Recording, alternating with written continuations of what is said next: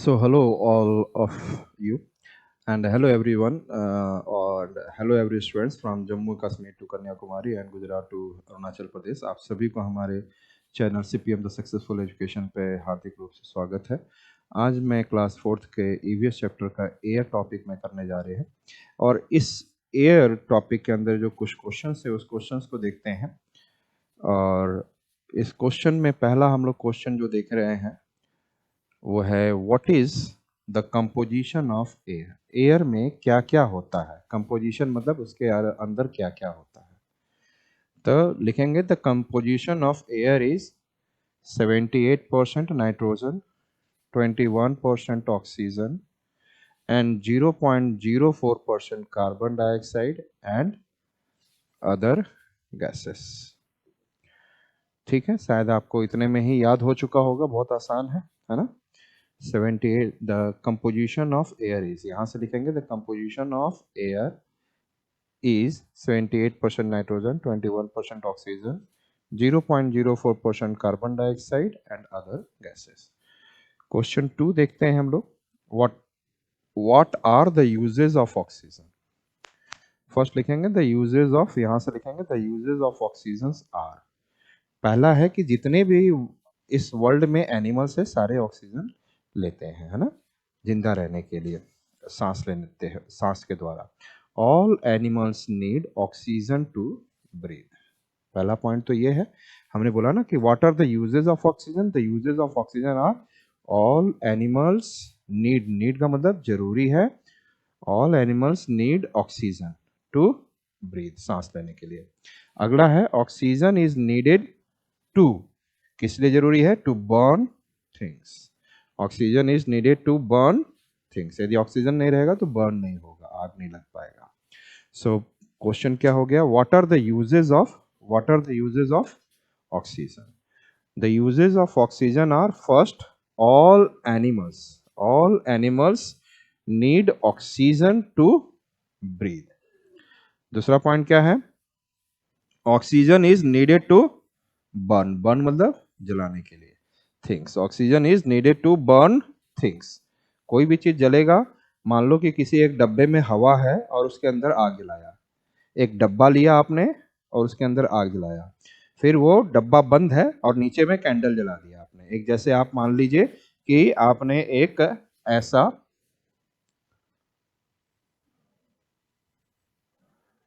डब्बा लिया और यहाँ पर, और ये सरफेस है, यहाँ पे आपने क्या रख दिया, कैंडल, और कैंडल में से आग निकल रही है। तो कैंडल में दे दी आग निकल रहा है, तो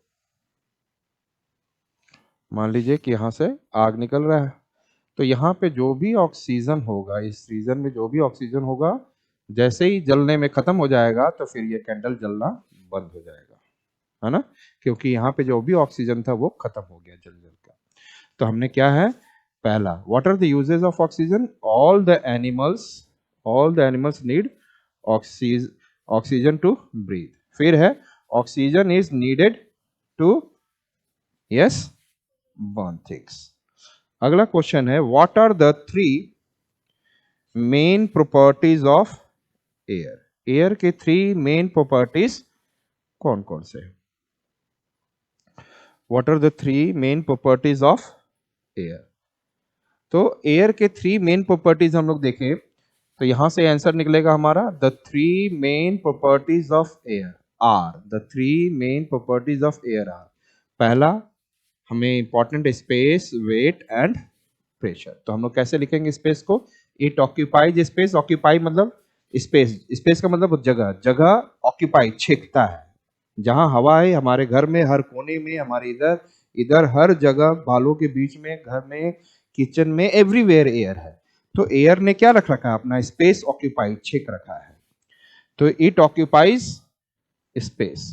अब इसमें क्या होता है, इट हैज वेट, और जब वेट होगा तो ये नीचे प्रेशर भी देगा, it exerts pressure, it exerts वहां पे, एंड इट एक्सर्ट्स प्रेशर। तो what are the 3 main properties of air, तो लिख क्या रहे, the 3 main properties of air are, the 3 main properties of air are कौन कौन से हैं, it occupies space, yes, it occupies space, फिर it has weight and it exerts pressure. जब वेट होगा तो प्रेशर होगा, वेट है तो कोई भी चीज भारी होगा तो उस नीचे क्या देगा, वो दबाव देगा, प्रेशर, इट एक्सर्ट्स प्रेशर। ठीक है, इट एक्सर्ट्स प्रेशर। नेक्स्ट देखते हैं what is air pressure. Air pressure क्या होता है ना? What is air pressure? Air का प्रेशर क्या है? जो वेट ऑफ एयर, प्रेशर तो वही है ना, जब वेट होगा वही होगा, wait of air particles pressing down on the earth. देख रहे हैं नीचे क्या कर रहा है, ये एयर है और ये नीचे क्या कर रहा है, प्रेसिंग डाउन अर्थ पर, हमेशा नीचे की ओर अर्थ खींच के भी रखता है। तो wait of air particles, wait of air particles, क्या हमने बोला, वेट ऑफ, यस बोलो, हम लोग बोलेंगे व्हाट इज एयर प्रेशर, तो क्या बोलोगे, वेट ऑफ एयर प्रेशर। जब ठंडी रहती है ना, कोल्डनेस विंटर रहता है, तो विंटर में हवाएं भारी हो जाती है और नीचे ज्यादा प्रेशर होता है, उसको बोलते हैं high pressure.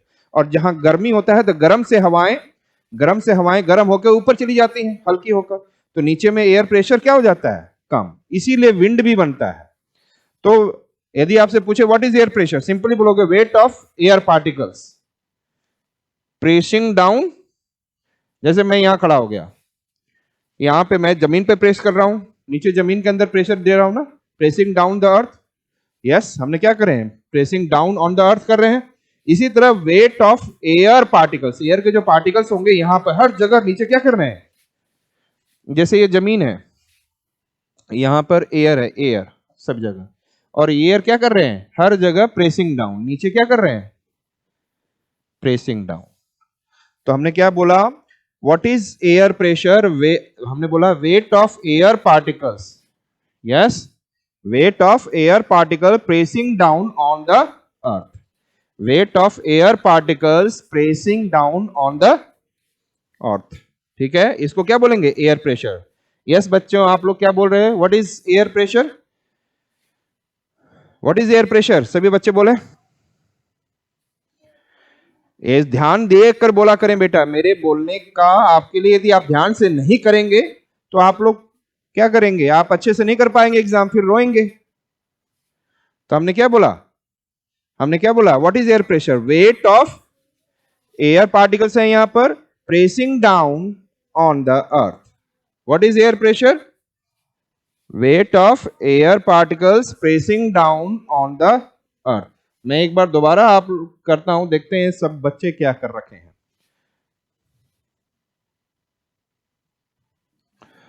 What is the composition of air? तो हम लोग क्या बोलेंगे, the composition of air is 78% nitrogen, 21%, आप अपने पास बोलें भी, धीरे धीरे बोले, 78% nitrogen, 21% air, 0.04% carbon dioxide and other gases.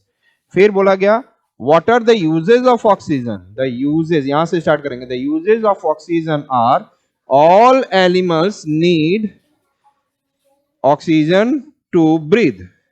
फिर हमने बोलना है all animals need oxygen to breathe, oxygen is needed to burn things।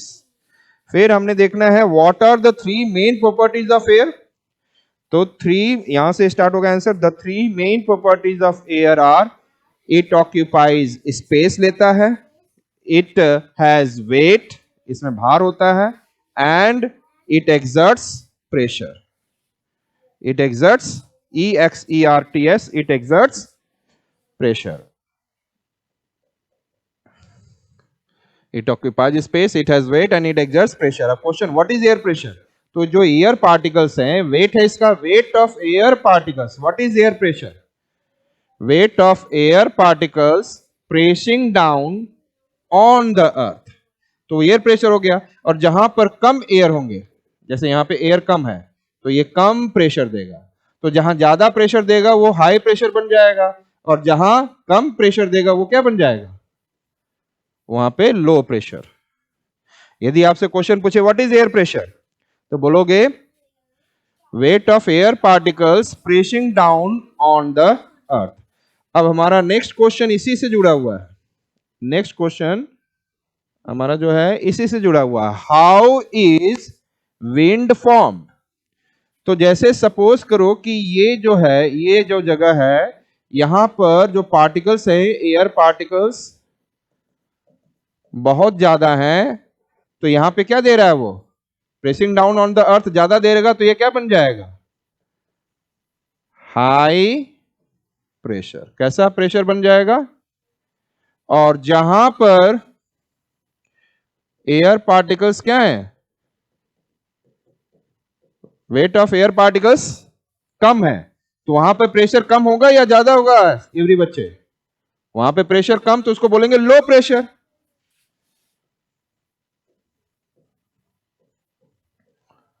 Low pressure.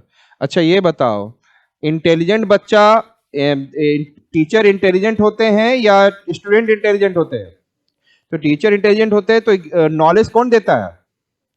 इसी तरह जो हाई इंटेलिजेंट होगा वो दूसरों को देगा। यहां पे हाई प्रेशर जो होगा, लो प्रेशर, तो यहां पर विंड किधर से किधर मूव करेगा, हवा।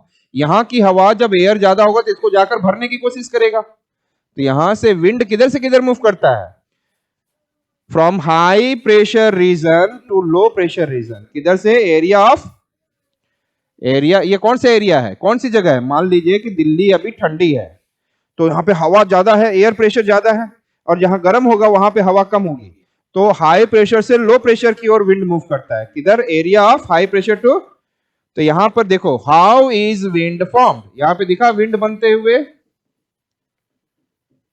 क्वेश्चन है how is wind form? The wind blows, blows मतलब बहना, from areas of high air pressure to areas of low air pressure. कितना आसान है। Wind blows from areas of high air pressure to areas of low air pressure.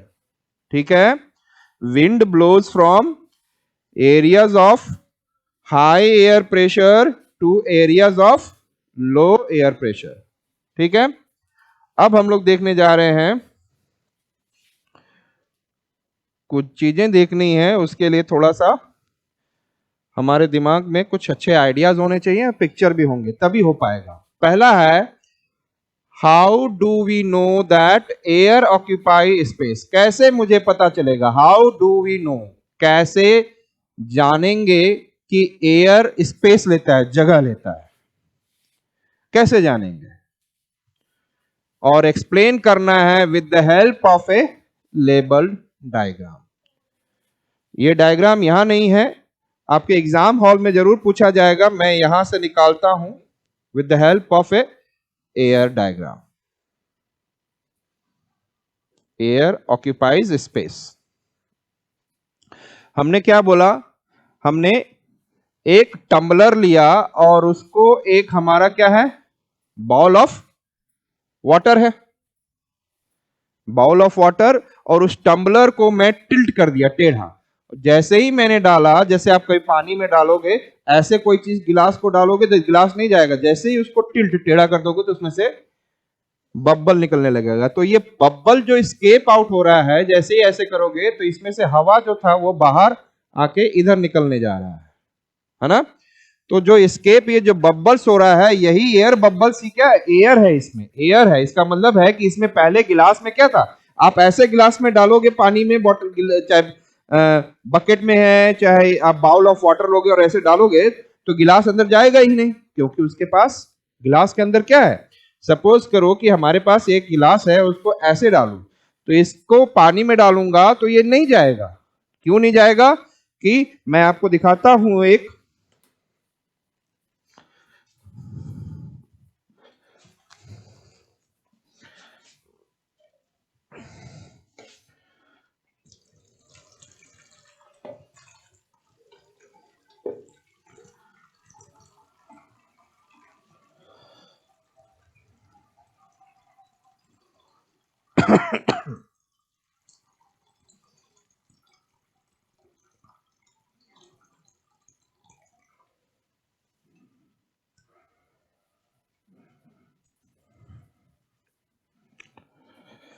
आप यहां पर ये देखेंगे कि यहां पर ये बाउल ऑफ वाटर है, इसको मैं ऐसे डालूंगा तो ये इसके अंदर नहीं जा रहा, बाहर फेंक देगा।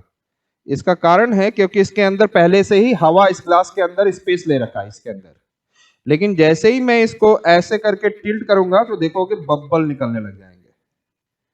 तो इसका मतलब है कि इसके अंदर की हवा जो बाहर निकल रही है और फिर पानी अंदर घुस जाएगा। तो इसका मतलब है कि ये एयर बबल क्या है, ये अंदर में हवा पहले था, तो इसका मतलब है it occupies space, air occupies space. ये हम लोग इस तरीके से जान गए।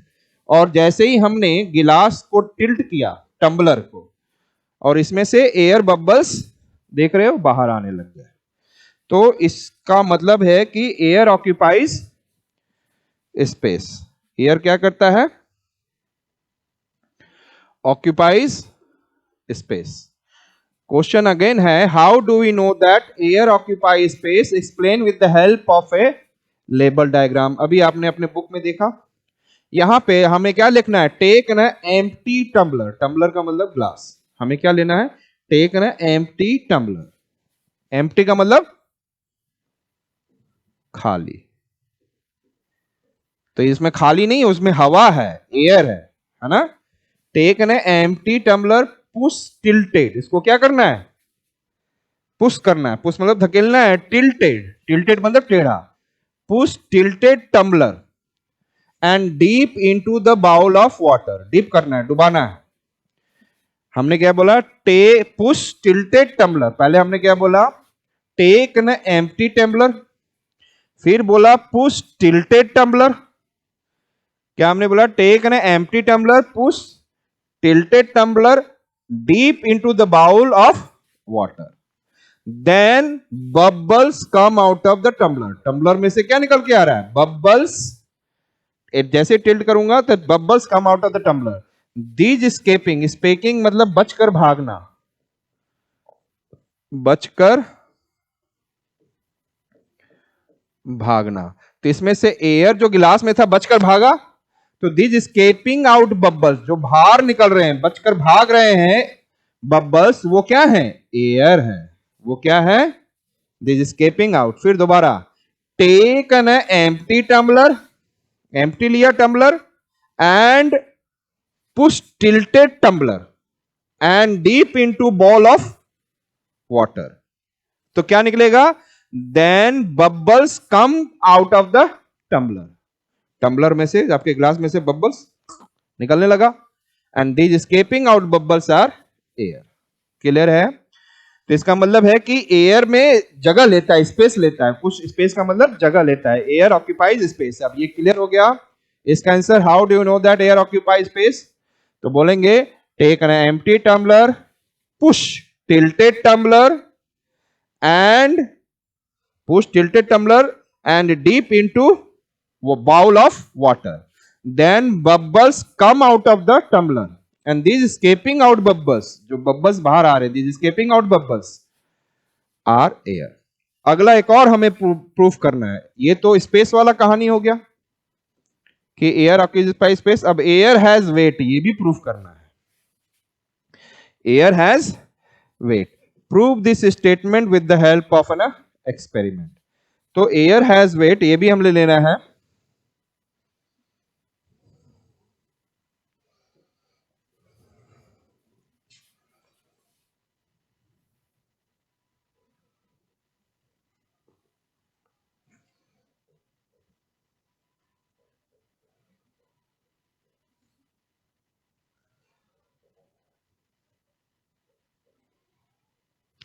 अब हमें ये प्रूफ करना है। तो हमने पहले दो, I have taken 2 balloons inflated, inflated का मतलब उसमें हवा भर दिया, जैसे इनहेल होता है अंदर लेना, एक्सेल बाहर आना।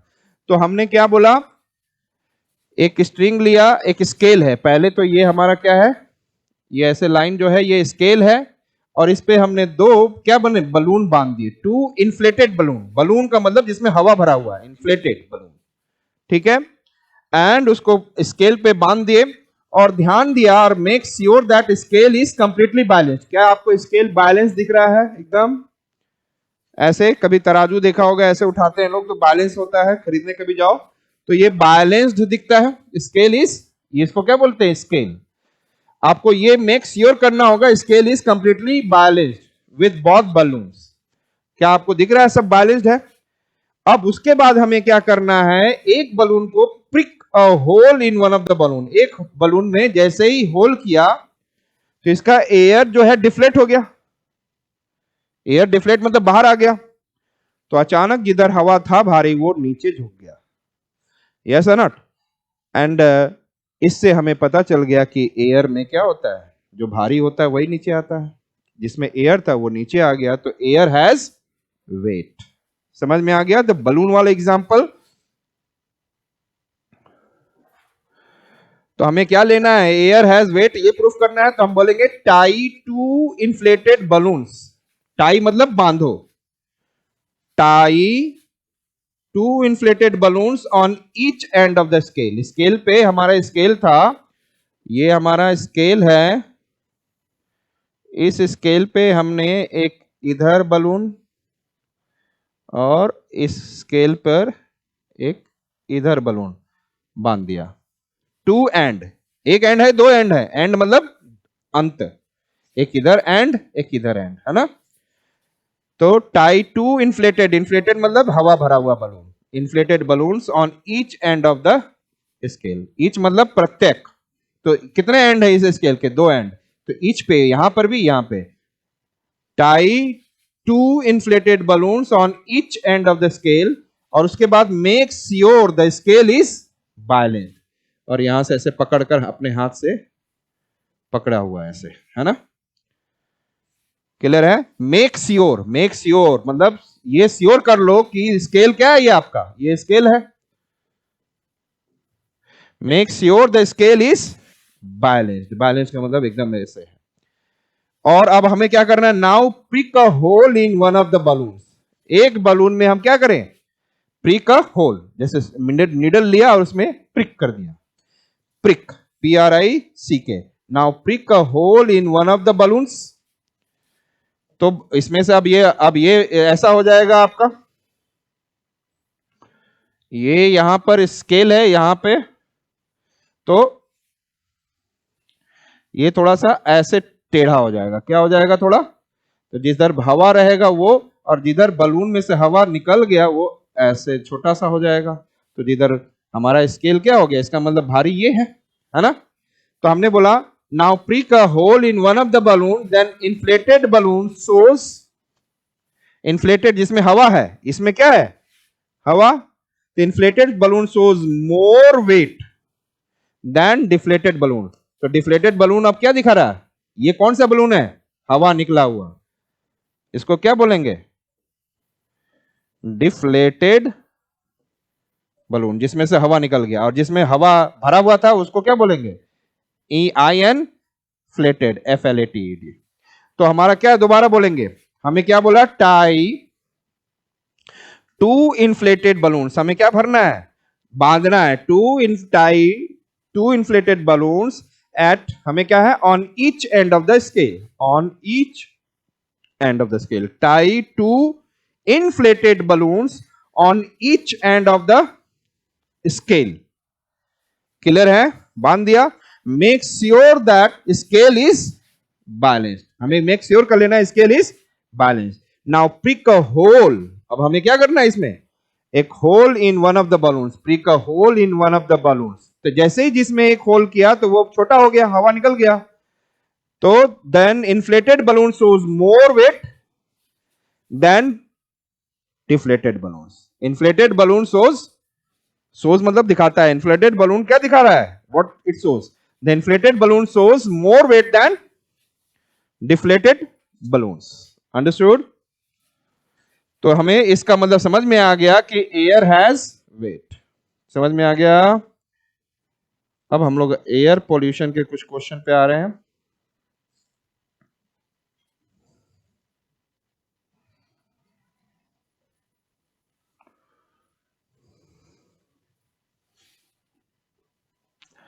देखते हैं एयर पोल्यूशन के बारे में।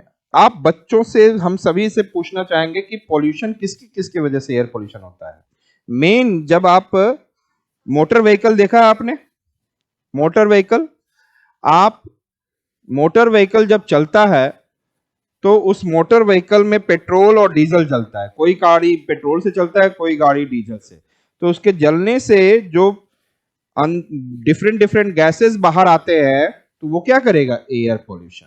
यस और नॉट? तो हम लोग जब गाड़ियां चलाते हैं मोटर व्हीकल्स, उससे भी हम जो फ्यूल बर्न करते हैं, पेट्रोल जिसमें डीजल ये सब फ्यूल बर्न करते हैं, तो वहां से। दूसरा होता है, आप कई जगहों विलेज में जाएंगे तो लोग खाना कोयले पे बनाते हैं, कोल को जलाकर, लकड़ी जैसा, मतलब वो कोयला काला होगा। और कई लोग अपने घर को गर्म रखने के लिए लकड़ी जलाते हैं, जिससे कि अपने घर को गर्म रख सके। और उससे जो जलने से जो पॉल्यूशन निकलता है, वो भी आपको क्या करता है? Air pollution. क्या करेगा? Air pollution. तो हमने क्या बोला?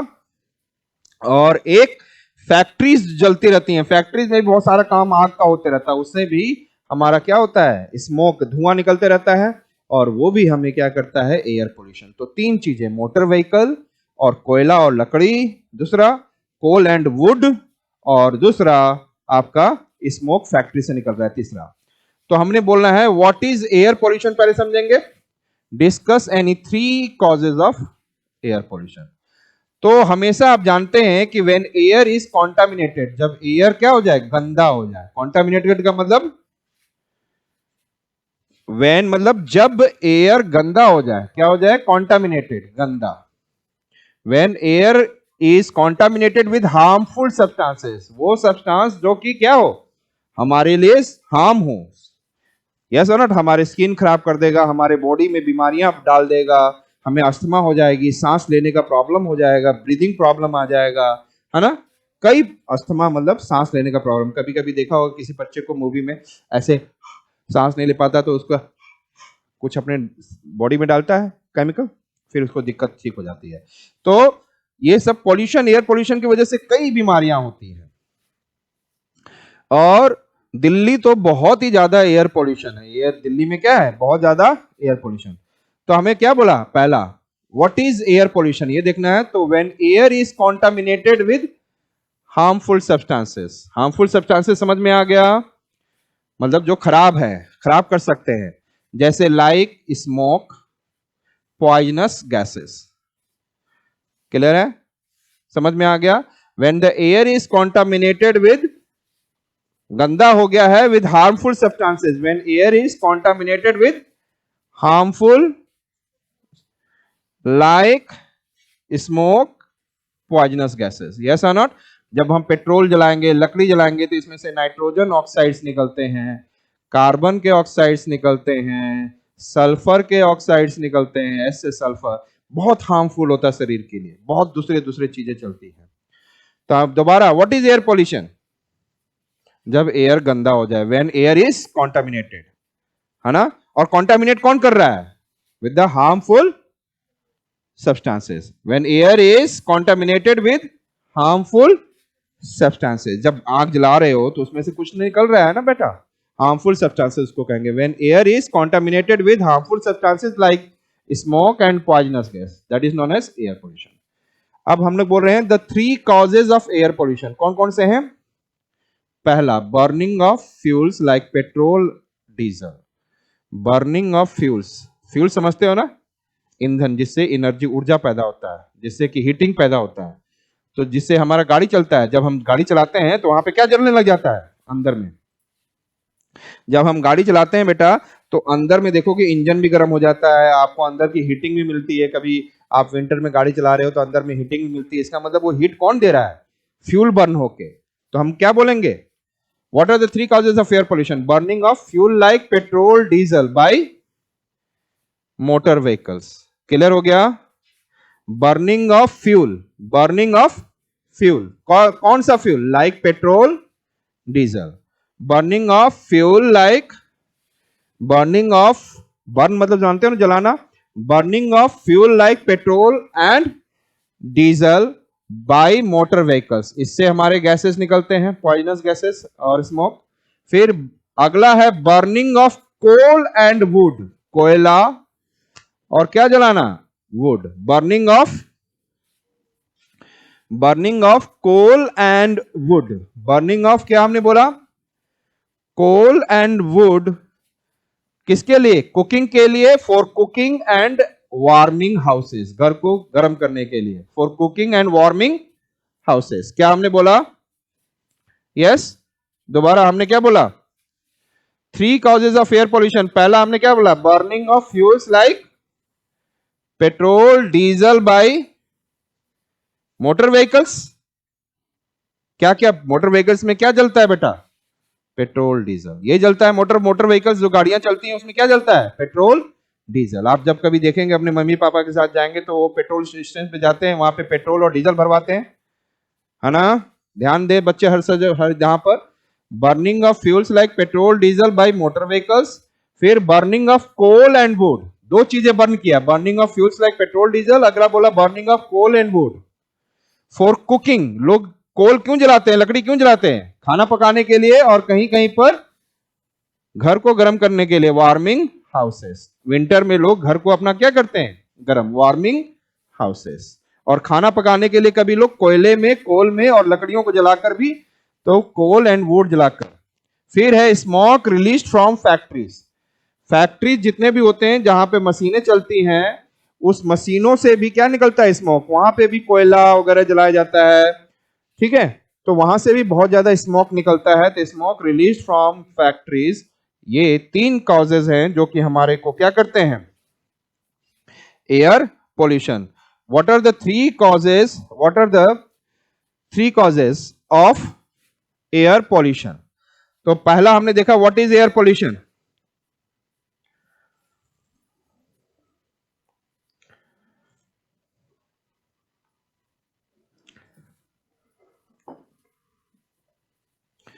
What is air pollution? Air pollution क्या होता है? व्हेन एयर इज गंदा, गंदा को क्या बोलेंगे? Contaminated. When air is contaminated, किससे? With harmful substances like smoke and poisonous gases. फिर हमने बोला 3 कॉजेस, 3 कारण क्या है एयर पोल्यूशन का? पहला, बर्निंग फ्यूल्स लाइक, बताएं कौन से 2 फ्यूल गाड़ी में चलते हैं? Petrol diesel. Burning fuels like petrol diesel by motor vehicles. लोग खाना पकाने के लिए गांव में क्या यूज करते हैं? Burning coal and wood for cooking. गांव में कुकिंग के लिए burning coal and wood for cooking. और शहरों में लोग जलाते हैं जिससे वार्म रहे विंटर में, warming and warming houses. Burning coal and wood for cooking and warming houses. और लास्ट बोला, yes, smoke release from factories. तो वो सारी चीजें क्या करते हैं? एयर में पोल्यूशन। इसके वजह से बहुत सारी बीमारियां होती हैं, इवन स्किन से रिलेटेड प्रॉब्लम, सांस से रिलेटेड प्रॉब्लम, बहुत सारी बीमारियां हो जाती हैं, है ना? आईज, आंखों के रिलेटेड सब कुछ प्रॉब्लम्स होने लग जाते हैं। अब हम लोग देखने जा रहे हैं कि एयर पोल्यूशन को हम कैसे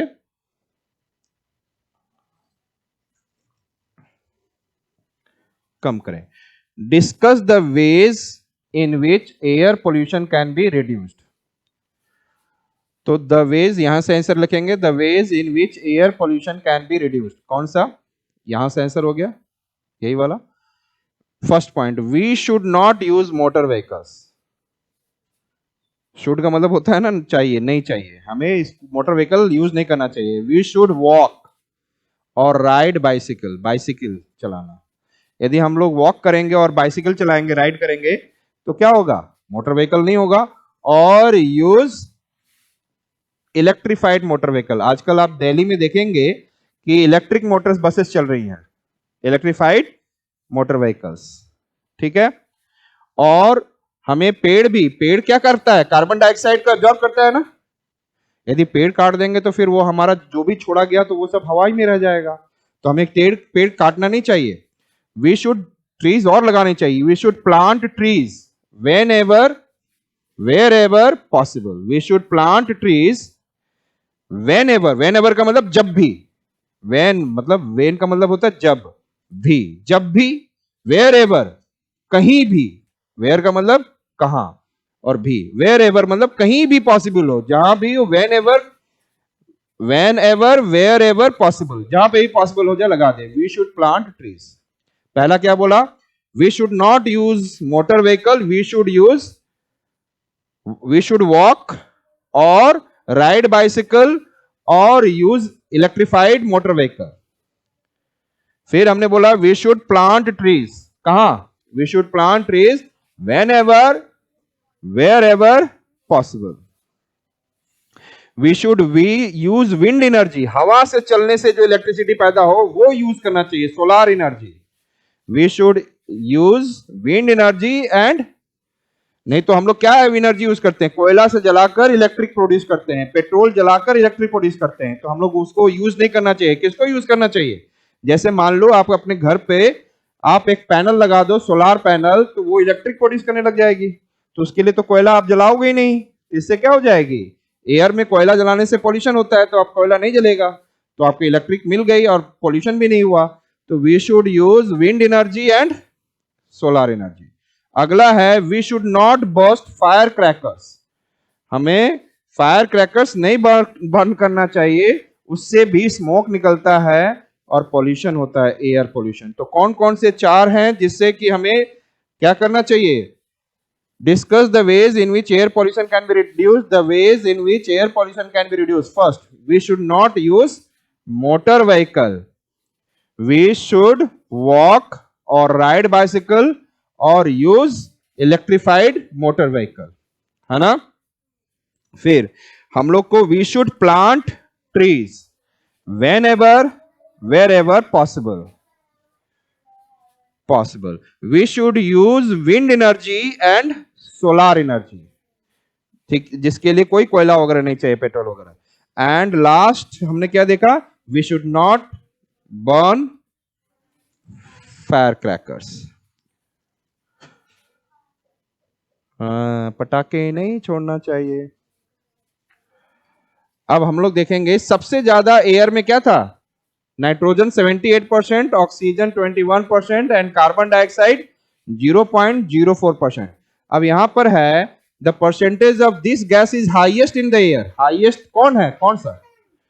नाइट्रोजन सबसे हाईएस्ट था, याद है ना, 78%। अगला है plants need this gas to make food. Plants किस गैस को एब्जॉर्ब करता है? Carbon dioxide. एंड कहां पे है ये? Carbon dioxide. अगला, एन इन्फ्लेटेड फुटबॉल, जो हवा भरा हुआ फुटबॉल है, is heavier than punctured football.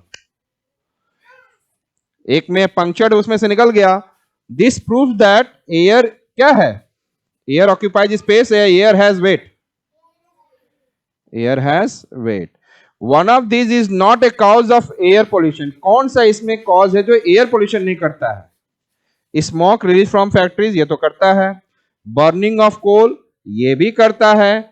Cutting of trees, ये करता है। यदि ट्रीज काट दोगे तो कार्बन डाइऑक्साइड एब्जॉर्ब नहीं करेगा, तो कार्बन डाइऑक्साइड, मान लो कि हमने कार्बन डाइऑक्साइड, कोयला जलाया, कार्बन डाइऑक्साइड निकला, और पेट्रोल जलाया, कार्बन डाइऑक्साइड निकला, तो उसको पेड़ भी तो एब्जॉर्ब कर ले रहा है। यस, यदि पेड़ कट कर दोगे तो फिर तो कार्बन डाइऑक्साइड बढ़ने लग जाएगा। तो ये भी नहीं है कि आपको pollution. Which of this is not a cause of air pollution? Burying fruit peels in the kitchen garden, मतलब बाहर में अपना जमीन खोदें और फ्रूट के जो छिलके हैं उसको अंदर में दबा दें, बरिंग कर दें, उससे वो कंपोस्टिंग खाद बन जाएगा, वो थोड़ी ना पोल्यूशन करेगा। तो कौन आपका पोल्यूशन नहीं कर रहा है? Burying fruit peels in the kitchen garden, और इसी को बोलते हैं कंपोस्टिंग। इसी से आपका खाद बनता है। खाद जैसे मेन्यूर, फर्टिलाइजर, जिससे आप किसी पौधे में मिट्टी में डाल दोगे तो मिट्टी बहुत उपजाऊ हो जाएगी, उसमें बहुत सारी फर्टिलिटी हो जाती है आपको। ठीक है, तो अगला हम लोग देखते हैं,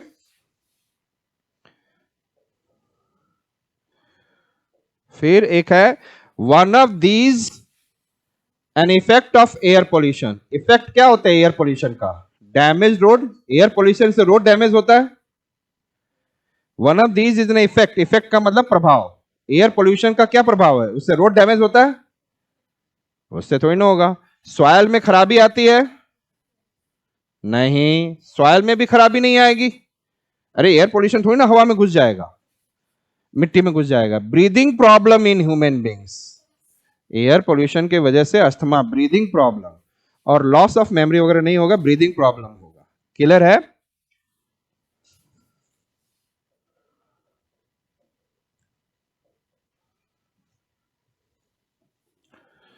नेक्स्ट देखेंगे, we can fill in the blanks. We can feel the presence of air in the moving.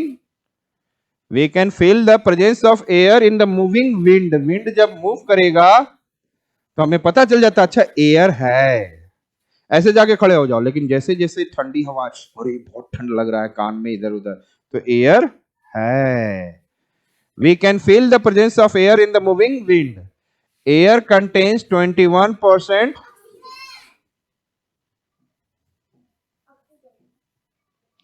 The gas is needed for burning. Which gas is needed for burning?